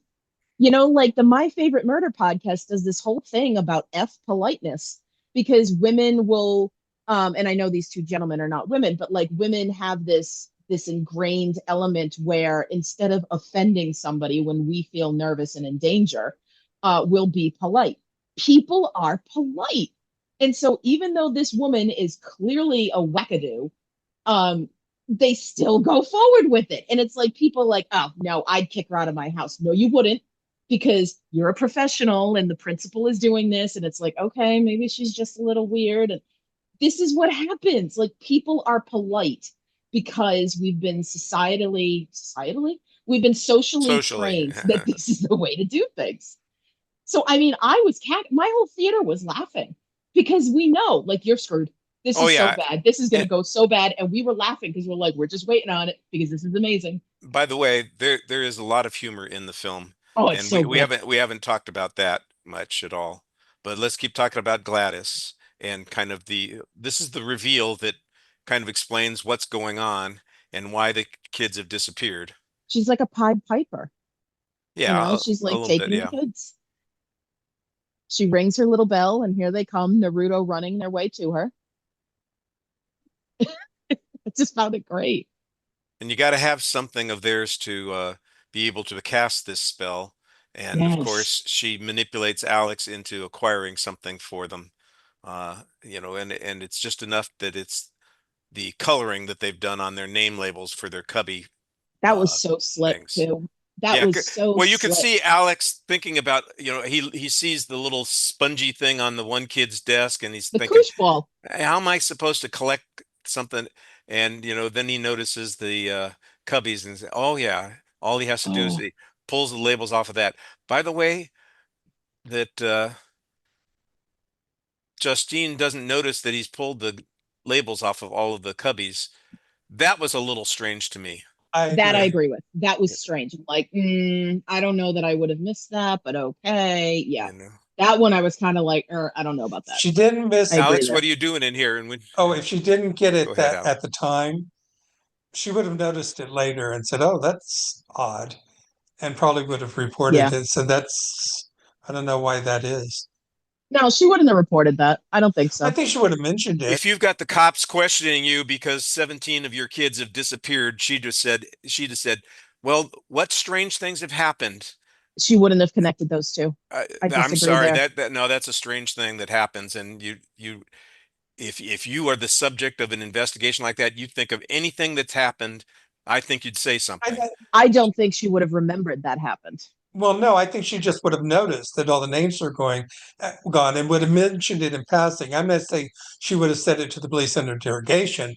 I just think the next day or the day after she would say, "Well, that's By the way, kind of we odd." we don't see much about the police investigation. That is part of my Oh, reservations about the film that is is my biggest fault here, and I do want to talk about that. so yeah, there's an issue that's going on there. We get teeny tiny bits of it primarily in relationship to Gladys. Uh, but 17 kids disappear. There's going to be a lot of activity on this. This is not this is national news. You're going to have the FBI involved.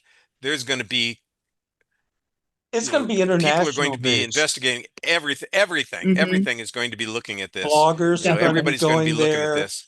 You know, Yeah, true yeah, crime yeah. podcasts So are going there. It's the same thing that, as I said, was wrong everything gets with scrutinized. it, Yeah. because it has all these kids disappearing, and no one outside the city seems to care or notice. And I'm going, no, this is going to be huge. It's going to be on Yeah, but 24-hour news forever. in it specifically, you only have the point of view of these kids. They're going to be less aware of what's on the news, especially because of the Oh, time they're frame not of when when it those is news happening. people The are going to internet doesn't come and exist. ask those kids questions. When bloggers But come I to mean, those kids and ask those kids questions. oh no, I'm not saying about this film. I'm saying about No, I'm it. talking It about is it as set in the well. 80s, All those kids are going to be interviewed by the police. The FBI is going to come in. not by bloggers. Bloggers didn't exist in the 80s. Well, leave out bloggers then, but you're going to have news people from all over. You're going to have you're going to have the FBI coming into that. You're not going to let your kids wander around just like that if kids are disappearing. So But it weren't that And many. by the way, if no, there kids are were a lot. disappearing in It, a particular town and everybody's looking for kids, I think somebody would go down into the sewers oh, and I look. said the same thing. I said that's the first place they're going to look if where they eventually had the kids. I said that's actually one of the first places they're going to look is where we eventually find the kids. Here, as I said, it was so well crafted and so well written. I went along with it, but I'm going, no, this is international news. This is FBI. No, and that's true. This is everything. But I'm not looking at this movie to be, and you had said it already, like it's so crafted it doesn't ruin the film. But I mean, I'm not going into a horror film nowadays going looking for realism at all. But I agree with you. This would have been all over everywhere, and every last kind of law enforcement would have been there for sure. It But I have a very easy time switching off that button for this kind of it thing. also leads to another little fault. It's brilliant when Josh Brolin, his character, makes the connection of if they're going in a straight line, this is where they're going. Right. My I'm so glad it wasn't aliens. I saw that power tower and I went, don't you dare make this aliens. I'll be so annoyed. but my issue is that as brilliant as I thought it was, I don't understand why they hadn't made the connection already. Because one of the things they're going to do is they're going to collect every video they can find in town. It doesn't matter where it is, gas stations, liquor stores, other people's uh, Hmm. cameras, porch cameras, anything and Look, everything. it's the CSI effect. All of us have seen these kinds of criminal crime procedurals in the last 30 years where they Right. gather all this information and they start putting things together and you know they're diagramming blood splatter in at a crime scene. You don't think that they would be diagramming the path of the kids who vanished from 17 different homes as soon as they could, try to see if there's a centralized location that they would end up in. Of course, they'd be doing something like that, but it's again another one of those things that's, The movie's so good that I say, okay, yeah, yeah, yeah. We have to kind of forgive that kind of thing and say, let it go, let it go. let it That's go, not let it go. Let's not start singing now, uh, please. let's not sink our teeth into that and treat it like the bone that the dog wants to hold on to. It's, there are other things here that we can enjoy as a result. Maybe I wonder if Archer's now that you guys are having this discussion, it makes me wonder whether the director intended on having Archer play like multiple characters in one. So I was about to say like maybe it would have been good if they used one of those detectives who came to Alex's house as a character that we would follow as well to add more elements of the investigation into the movie.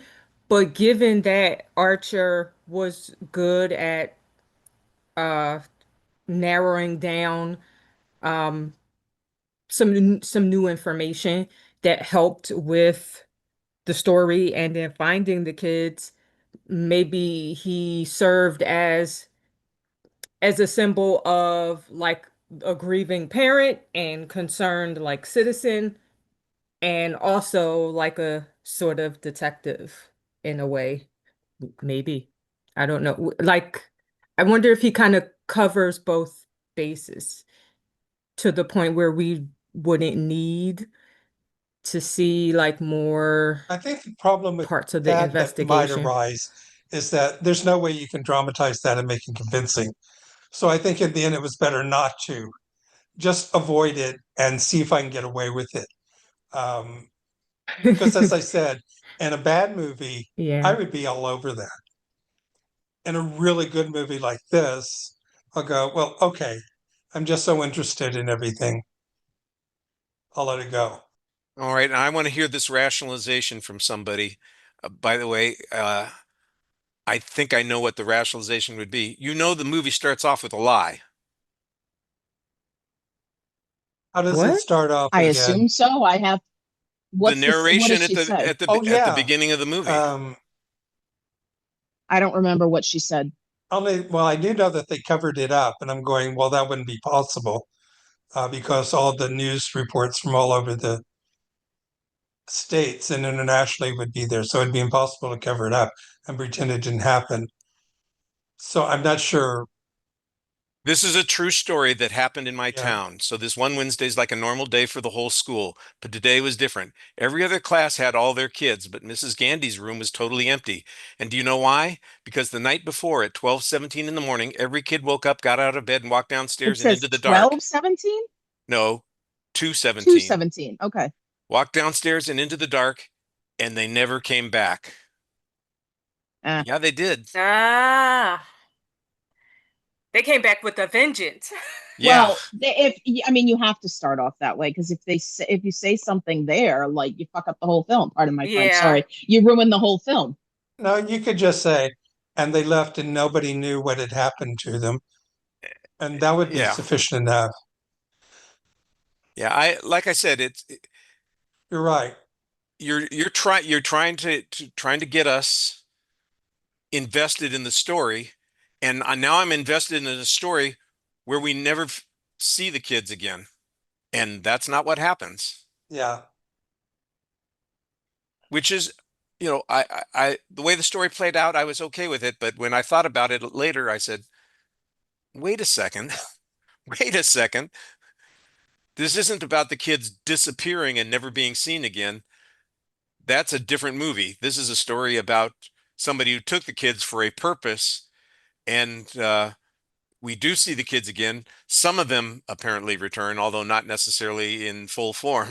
Uh, I mean, you but could play on that, but I don't know. in essence, we do know what happened, although it would not be clear to any of the authorities what the hell happened. Well, that's why I say it starts off existentially, but it doesn't end existentially because it explains everything enough and resolves everything where if it was truly existential, you would never have found out what happened to the kids. And that's what the movie would be Right. about. I want to say when the kids do come back during that Climactic yes, episode. Yes, there you go. there was a man sitting in the row behind me who was yelling like, "Yes, fuck that bitch up." It was That so whole sequence was it fantastic. was All I kept thinking about was like, "Ooh, it's going to be a fun role for that kid to play." Oh, that must have been fun. And then, of course, it occurs to me that they're probably, petite adults actually doing this thing and take the fun out of it for a little kid. But I thought that whole sequence was hilarious. Like we were laughing through this. Like the people in my theater were my people because we were just, cackling at all the right times and, cringing at the same time. And it was just such a delight to get to see. I love a film that like doesn't take itself too seriously and at the same time still has great cringy moments and still has great jump scares that actually work. Like that kind of stuff I respect quite a bit. Yeah, there are two fairly graphic scenes in the movie. One involves Marcus and his husband, and the Oh other yeah, involves the Gladys. Gladys here at the end of the movie. And when I was watching that and realizing what was going on, because the same thing had happened earlier with Marcus, I thought this is going to be a strange connection. This made me think of Jurassic World Dominion, where if you tag somebody with a laser pointer, the raptors go after you and never stop. Yep. And I'm going, I loved that Alex like took her little witchcraft spell and turned it against her. I'm like, I'm Oh, that in. was a I'm he good was really for this. Let's he do was it. paying attention. clever way to end it. I was wondering how they were going to get out of this, and that was Yeah. really, really a good way to resolve that. I mean, I thought the situation with the salt circles Oh, was I was great. just gonna say the it helps to have absorbed, multiple seasons of Supernatural to be able to understand what the hell's going on with the witch stuff. Well, I mean, I just love that. Like, she told him outright, don't cross the salt line. Right. And like, when we finally know what happens when you cross the salt line with James, who, if you didn't laugh when James kept trying to go at Archer, then you're missing something because Yeah. that Oh was yeah, he hilarious. just And would he The just just kept whole getting die. up and keep getting up. Don't you the whole don't you theater hate it when they just where don't I went die? to see it. Oh God, it was so funny. It's like when they get the theme song going, the dead don't die.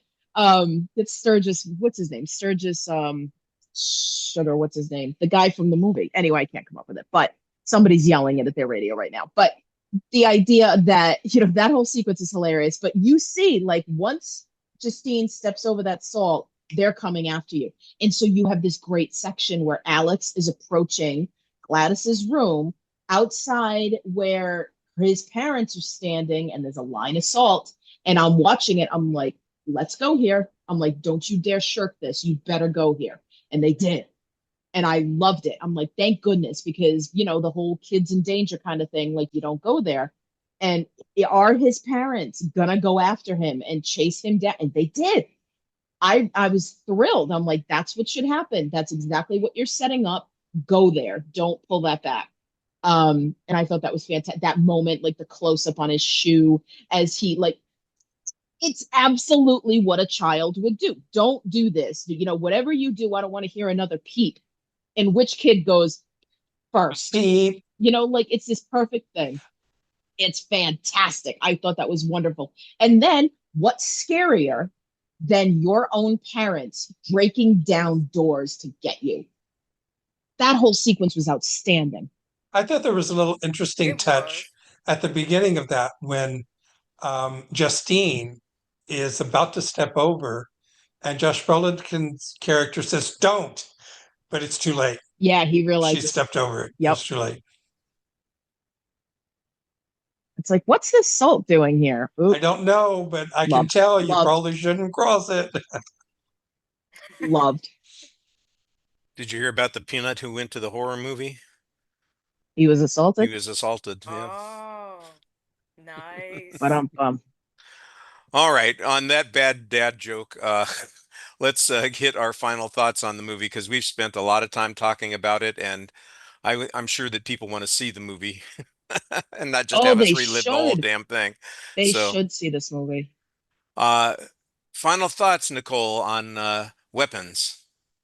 Um, a few. One, although I do agree with Lisa with regards to Alex's that whole sequence when his parents came after him.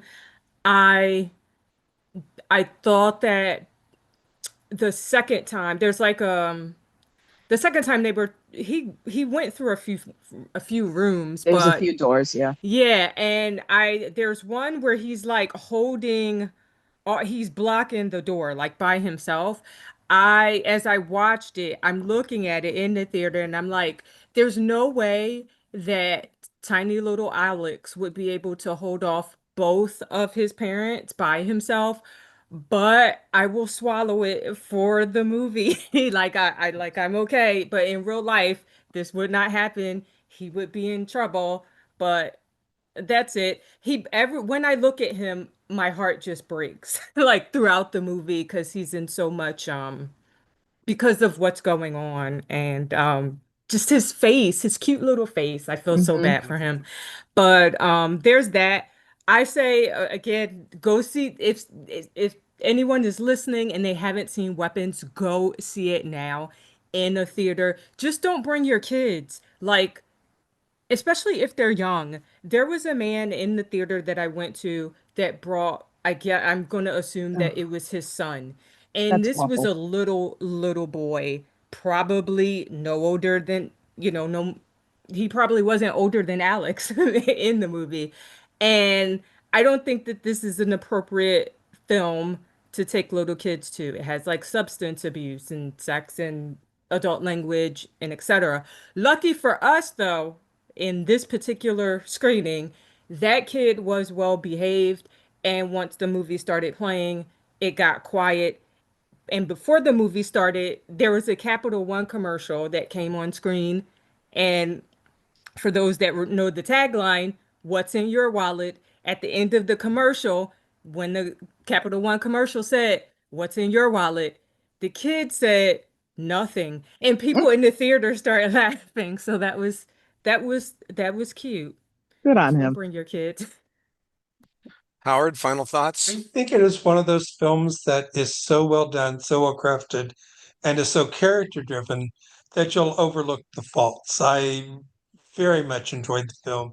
I do highly recommend it. So yeah, And Lisa. I loved it. I am a Zach Cregger fan. I thought Barbarian was just absolutely off the charts chaotic. In this film, I think that I wanted Justin Long to play Marcus's husband. I think that could have been a better use of the Justin Long cameo. But that's a good idea. other than that, oh God, it would have been so good because he is absolutely a major highlight of Barbarian. And so the second he showed up on screen, I'm like, that's it. You could have put him somewhere else. Come on, you could have done it. And then when the husband came up, I went, oh, Justin Long would have been great here. Um, I love it. I love a story that's written well. I love an atypical narrative. I love something that will surprise me. And this surprised me. And so I am absolutely on board. So if you're looking for something that's a little out of the ordinary, this is a film that you wonder, you're like, what is this, a horror film? What am I actually seeing? Be patient, let it come to you. It's amazing. Yeah, I'm going to echo that. You do need to be patient with the film because it doesn't really dive immediately into the horror elements. There's only, I thought, one good jump scare in the first half of the film, and the rest of the film, when it finally develops, does get to some pretty, you know, gore-based horror that you're going with, and the dread that we've had in the first part of the film, I don't want to say it vanishes, but it suddenly seems like it's a different movie that's going on there. Uh, I I thought Amy Madigan was great. I So do good. I do think that the performers were doing a very solid job on everything. I liked the structure very much. We talked about that a great deal. I'm happy that people are enthusiastic. And I understand why you want to overlook imperfections because you have such a great reaction to the movie, and I want to do the same thing too. However, I also want to be realistic and not say this is a perfect movie because it's not a perfect movie. There are No, I things about agree. it that are problematic, and that shouldn't undermine your enjoyment of the movie. Let's go ahead and enjoy the movie, and we can bitch about it later, which is what this show is for. All right, we're going to take a quick break here to hear from a fellow Lamb Podcasting Network show, and then we'll be back with our exit question of the week.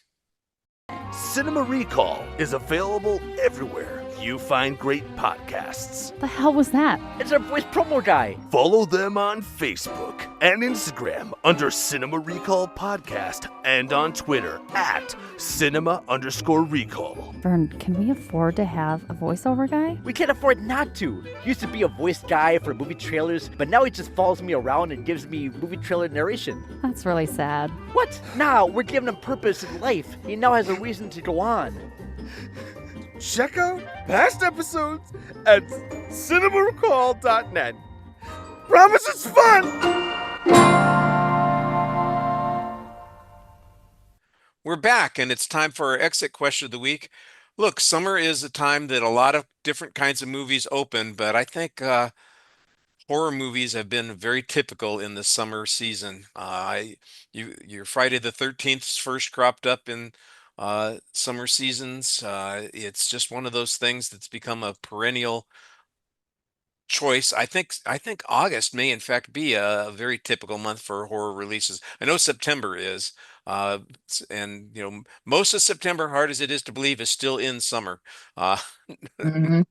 I subscribe to the belief that summer starts on Memorial Day weekend and ends on Labor Day weekend, but that's because I'm a former college instructor, and that's kind of the way I live my life. I know the rest of the world operates on a different calendar, but so the question really is, can you recommend some summer horror movies? And I asked everybody to bring three summer horror movies that they think they could recommend. So if something that opened in the summertime that you think is worth spending a couple hours with. Howard, let's start with you. Have you got some three recommendations that you can give Yeah, us? I'll give you three. As I said, the big problem is finding the ones that opened um, during the summer. And I won't go with the most obvious one. I'm sure that's one you would love to go with if you go with it. Um, but It's probably sitting right yeah, there. um, Gee, what might yeah, it I be? just don't know.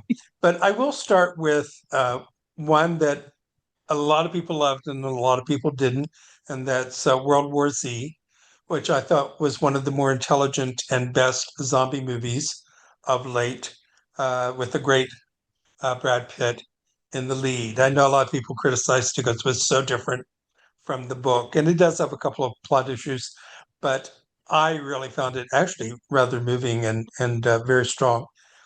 Um, the second one is I saw when it opened is a film called The Final Girls.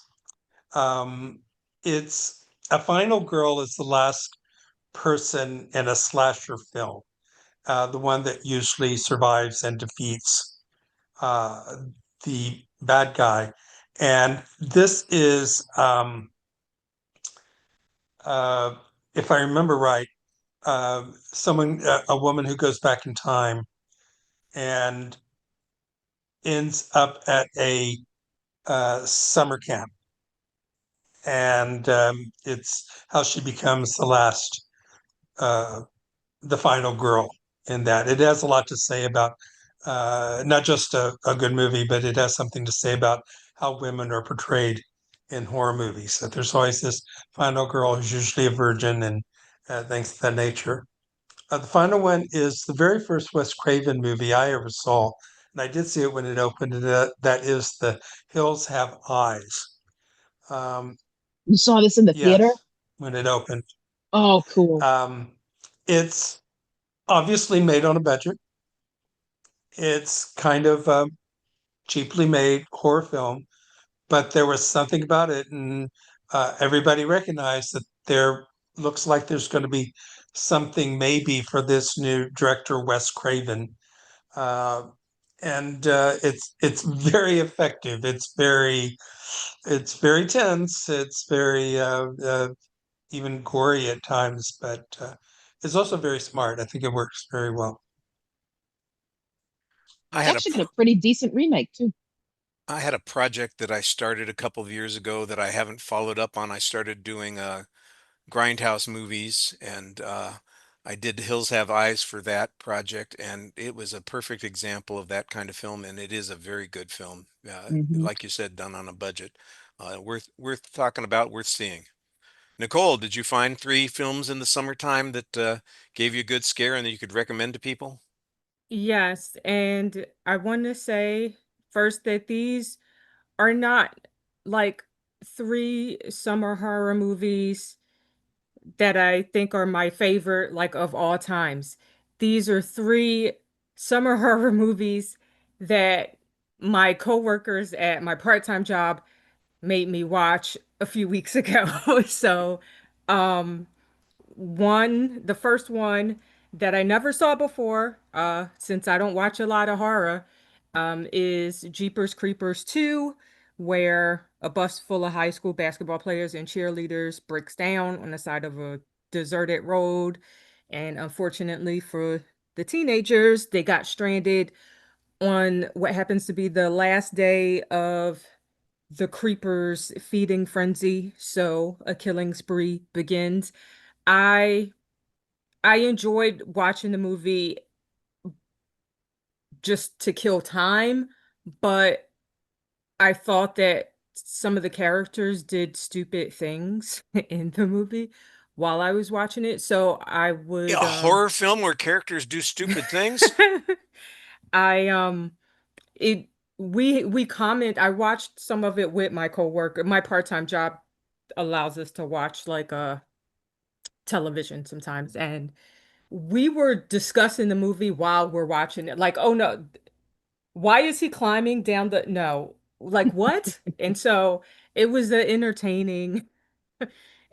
entertaining group activity. Although I would have preferred to just watch like an old TV show or something. But again, they are horror movie. My coworkers love horror movies. So that was the first one. And then that when Jeepers Creepers was over, they turned to See No Evil.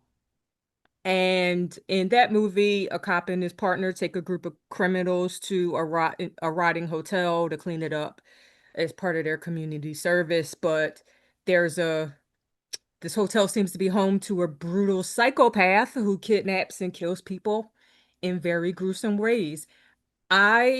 That movie, See No Evil, creeped me out.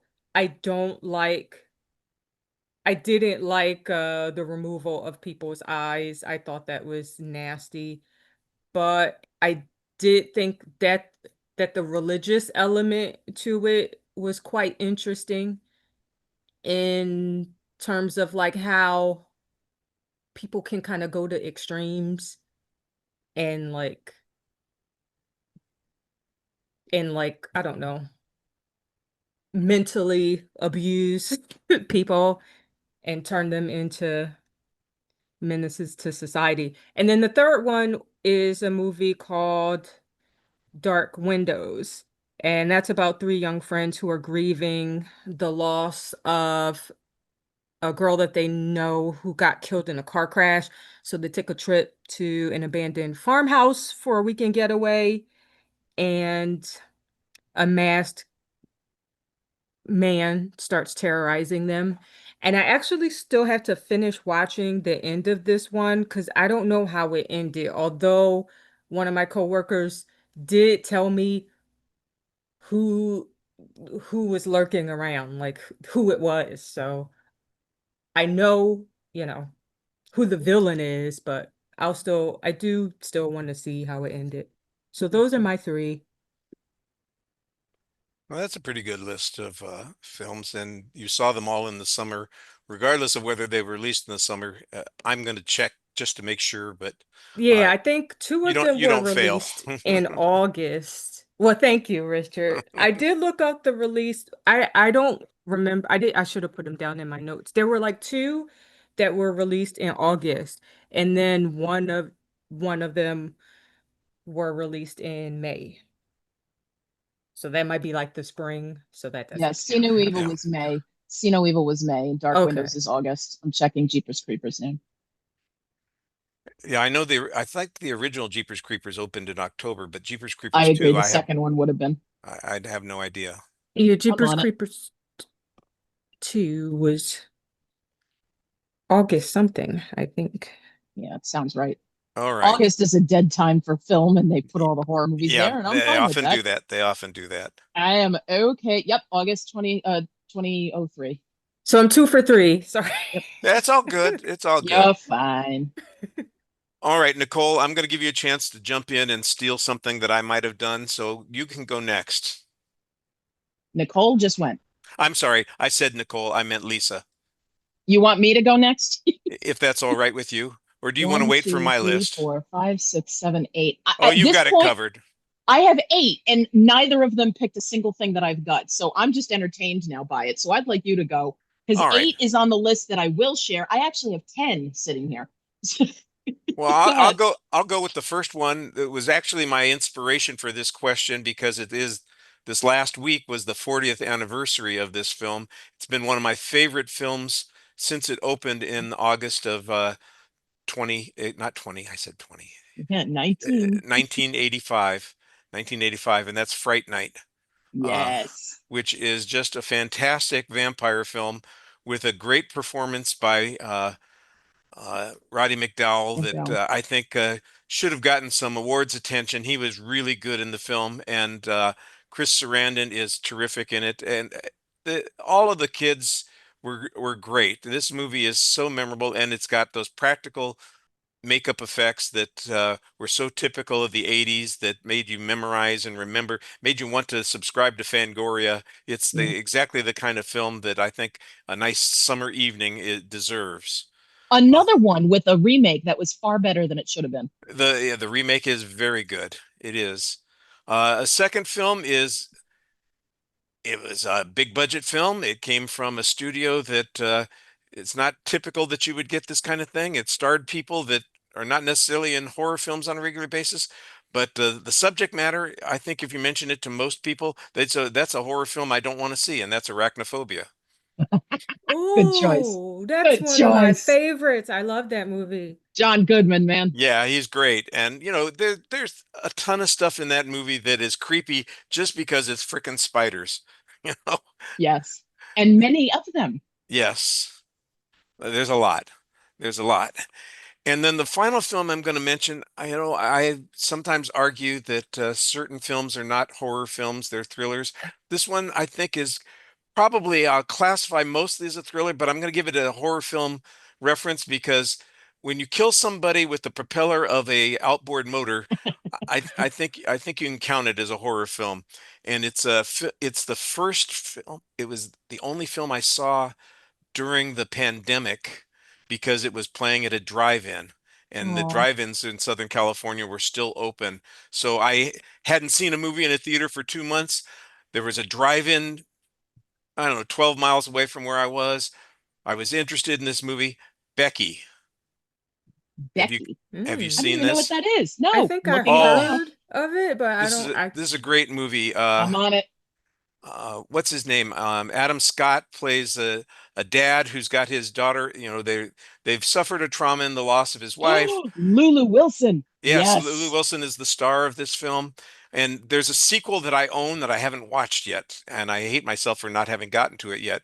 But Kevin what's it? James. James is the main bad guy, And which is a Joel McHale. Oh, I'm yeah. in on this. I said Adam Scott, I meant Joel McHale. Okay. And I'm it's on sorry. Paramount. I love it. Yeah, I'm on no, it. no, no, it's a terrific film. It's a violent action film, but it's quite horrifying at times. And like I said, if you get if somebody's being killed by a chainsaw or a outboard motor propeller, I think you can call it a horror film. Hey, if Lulu Wilson's in it, you can call it a horror film. Like she is fantastic in so many things. Well, Lisa, I'm glad I had one on the list here that I can I recommend to don't you. know. You'll Yes. you'll definitely like this movie. You I really am will. excited. That got by me. I'm also impressed that you lasted less time than I did in 2020 because I made it all the way to October, and the Lambcast episode on Freaky was my first trip back to the theater after the pandemic shut down. Oh, I moved during the pandemic, and one of the reasons that I don't want to say the reason that I moved, but you know, Yeah, yeah, California locked down everything, and they have policies that they do, which I don't want to get into the politics of it sure. all. Holy criminy. Texas opened up very quickly Oh no, afterwards, and I again maybe another horror film you could call it that. What's the name of it? Um, outbreak. it's the Russell Crowe film Uh, with the road rage theme. Oh, I know which one you mean, but darn it, I can't think of what it's called. I'm struggling. Yeah, I should I'm gonna remember. look it up. Thank you. I'll let you do that because that's the first film I got to see back in a regular theater, and I Yeah, would not have gotten that opportunity had I stayed in California. Unhinged, it's called. Unhinged, that's it. That's it. Yeah. And that's another one that came out in August. So Yep. there you go. There, I threw in a bonus one for you. That's Lisa, a I know good you've one. got 7 or 8.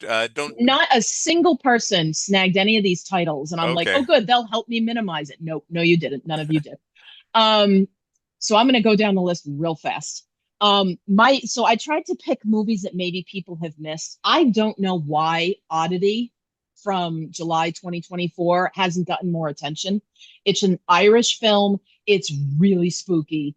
It's a bit supernatural. I think it's fantastic. Like last year, horror fans were spoiled rotten, and this movie is not the least of the reasons why. I think people know Talk to Me from July 2023. This is the same directors, excuse me, as this year's Bring Her Back. And Bring Her Back, while it's not a summer movie, I will tell you that after seeing that film, I needed a Xanax in a Disney film. I have never been so uncomfortable and tense through an entire film that way. And so Talk to Me is got some real good spooky scenes. Um, the Night House is something that a lot of people haven't seen. This is July 2021. This is a woman whose husband has passed, and she's kind of kicking around this beautiful lake house all by herself, and she is being haunted. And it's beautifully emotional and scary at the same time. So I definitely recommend that. I have to throw credit to Ari Aster and Hereditary, which was June 2018, Midsummer, which was July 2019, as two of the best horror films of the 21st century. When I came up with my list for Mark Hoffmeyer and Movies, Films, and Flicks, Hereditary is my number one because I think that movie is absolutely brilliant and amazing and scary as hell, and I can't recommend it if you haven't seen it. Don't go into either Hereditary or Midsummer if you are not a horror person because you will definitely be disturbed, especially the fact that Midsummer is bright and sunny and colorful and it just messes with you in many ways. And then I'm going to leave off with two that if you ask horror fans about these films, they will say absolutely yes. But for whatever reason, these two do not come up enough. August 2014 was As Above, So Below, which is in the found footage category. And it's about these people who are scouring the Paris catacombs for buried treasure. It's actually one of my comfort movies. And I know that's a weird thing to say you have horror movies as comfort movies, but this is one of them for me. And The Descent from August 2006, which is that incredible film about a bunch of women who go cave diving and encounter very crazy creatures. Not a film to watch if you are claustrophobic. A lot of amazing jump scares and just outstanding films. So those are my recommendations. I try to get some of the ones that are lesser seen. So all of them are definitely worth your time in one way or another. So all of you listening, here's a whole bunch of summer horror Sorry. films for you that everybody can take a chance on and probably get something good out of. See, there is a utility in sticking around for the whole show here. All right, let's give everybody a chance to talk about things that they would like the audience to know about, and then we'll close it up for the day. Howard, do you have anything new to promote on Pop Art, or are you still waiting on that next Well, I episode? know what the film's going to be. So, yeah, the next pop art episode is going to be. It's the two hosts of the '80s movie montage. Uh, Podcast where if you like 80s movies with montages, it's the place to go. That's cool. Anna Kaiser and Derek DeHinke of the 80s movie montage podcast, which, as I said, if you like 80s movies with montages, it's the place to go. And they chose Close Encounters of the Third Kind. And I asked them to do two movies and they agreed. And to match with it, we're doing two versions of War of the Worlds, the 1955 Yes. Gene Barry, and then the 2005 Stephen Spielberg films. So we'll have 3 movies in 3 different decades about alien visitors. I love it. All right, I'm going to tell my story again. I've said this before, and it's just coincidental and completely extraneous, except that it deals with a theme similar to what Howard just talked about. I was pissed off at my friends who had gone to see a movie without me, and so I saw Close Encounters of the Third Kind without them. And later on, I was talking about it, and I described it. I said, and at the end of the movie, you think everything's all benevolent and great, and Richard Dreyfuss goes off with the aliens, and then they blow up the Earth as they're leaving. And they hadn't seen the movie yet, and they kept waiting for that to happen when they saw it. Oh, that's I have mean. a similar. I I'm was sorry, but I have a similar story. I don't mean to. I'm not trying to top you or anything, no, but it's I knew okay. somebody who had not seen Butch Cassidy and the Sundance Kid yet, and his Oh. friends went to see it. And when they saw him, they said, "Oh, it's great. I saw this," and then at the end, they become the leaders of what, Venezuela or something. And he was so upset when he saw the movie. We're mean Yeah. sometimes. Oh my Lisa, gosh. what have you got to be mean about? What can you tell people that they should see or listen to? I hope that I'm not mean about things. I try not to be. You can hear me basically on everybody else's podcast. I'm still making the career of that, but you can catch me on Rabbit Hole Podcast Network. And I appear on a show called Fit for a King, in which Jason Soto and I are working through a number of films that Stephen King has crowed about publicly, either in his books on writing or Dance Macabre, or through his Twitter, or through Entertainment Weekly articles, all of these things. So basically, we're watching a bunch of films that King says you should watch. So we're doing it. You can also catch some really great back episodes of Pictures and Conversations, a Rabbit Hole Podcast book club. We're currently on hiatus, but hoping to bring that back soon. All right. And Nicole, do you have something that you can point people at that they can say, "Oh yeah, I want to see that. I want to read that. I want to hear that." I'm actually working on it. I'm still taking recommendations for my King Dong series, which I want to revamp. And since I haven't received any online, I'm thinking about polling moviegoers when I go to the movies, or putting 2 separate actors or directors, pitting them against each other, and then having people vote for them on a poll for my series. I'm not sure yet, though. Well, when you work it out, you'll let us know, and we'll make sure to participate either in the poll or, in spreading the news of what you finally decided to talk about. Thank you. And in the meantime, I hope they continue to watch the Lambcast on YouTube. Oh, yay, a plug. Jay would always make fun of me when I plugged the show that I was actually appearing on. Uh, So yeah, I was on an episode of the Lambcast. And he says, "Yeah, thanks for plugging the show that everybody's listening to right now." Even if it's a different episode, he just liked to ridicule me, mm, which has left lingering ridicule on this end as well. So that's all fair. Um, On my site, I'm finally getting close to being caught up with all the films that I had to see. That I've seen in the theater, and I hadn't had a chance to work out yet. But the most recent thing I put up is my feature on the double feature that we went to last Sunday, which was Robert Regis presenting Paul Verhoeven films. We got RoboCop and Starship Troopers, Oh, that's a and good pairing. it was a great pairing. And Rodriguez is friends with Casper Van Dien, and he called him between the 2 films and got him on the phone and put the microphone up, and he participated in the discussion as well. So we got Johnny Rico as part of our discussion, That's and so fun. I recorded the introduction to both films, so those are posted on the website as well. So you can listen to what Robert Rodriguez said about RoboCop before it screened, and also what he said between the movies, mostly about Starship Troopers when it screened.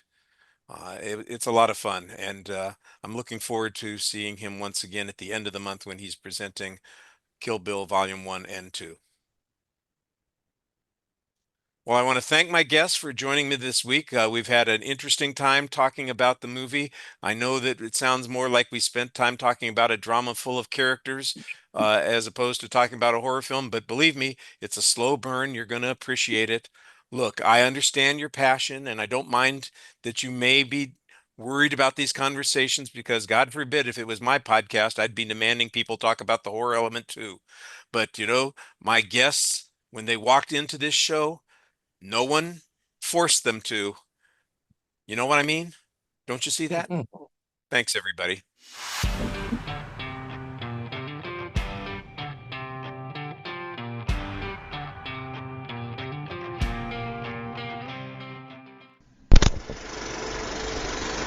You've been listening to the Lambcast.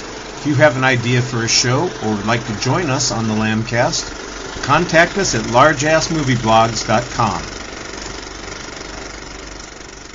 Find us on Facebook, just search for Lambcast, or on X, formerly Twitter, at Lambcast. And you can find us on YouTube as well. The Lamb site can be found at largeassmovieblogs.com. We'd also love it if you would leave a review on iTunes. Ha ha ha ha ha!